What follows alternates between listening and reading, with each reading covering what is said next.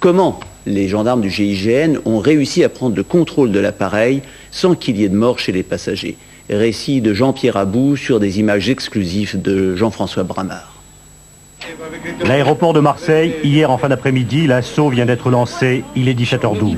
Le problème pour nous était de rentrer, donc les portes n'étant pas verrouillées, ce problème a été réglé assez rapidement.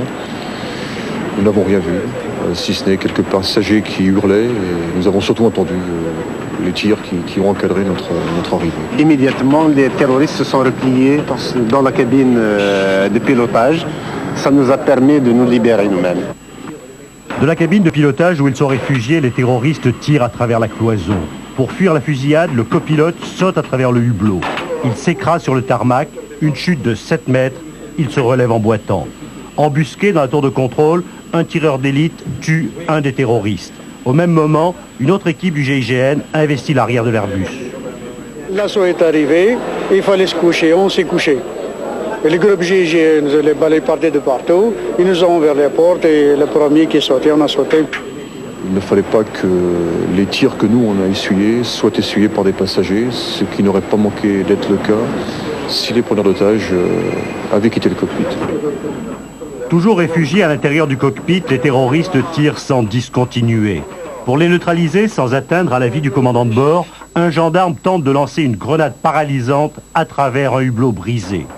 À la deuxième tentative, la grenade explose à l'intérieur du cockpit. Un gendarme est touché à l'épaule. L'assaut dure depuis une dizaine de minutes. Les terroristes ripostent toujours par des tirs nourris. Malgré la fusillade, les hommes du GIGN remontent inlassablement à l'assaut pour empêcher que les terroristes quittent la cabine de pilotage et fassent sauter l'avion.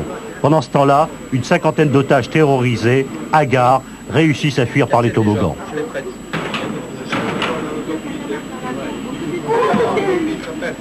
Je n'ai pas pu analyser leur comportement physique, ni leur attitude. Je les voyais de manière très, très fragmentaire. Un bras armé, une épaule, une main qui jette une grenade.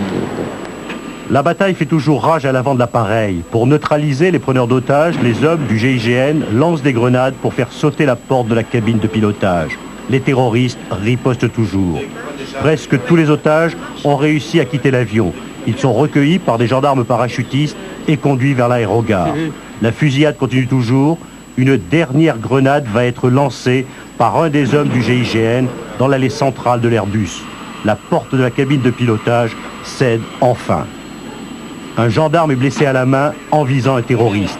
Grâce à son arme, la balle est déviée de sa trajectoire, sinon elle l'aurait atteint en pleine tête. Cet après-midi, en s'approchant de l'Airbus, notre équipe a pu filmer les impacts de balles.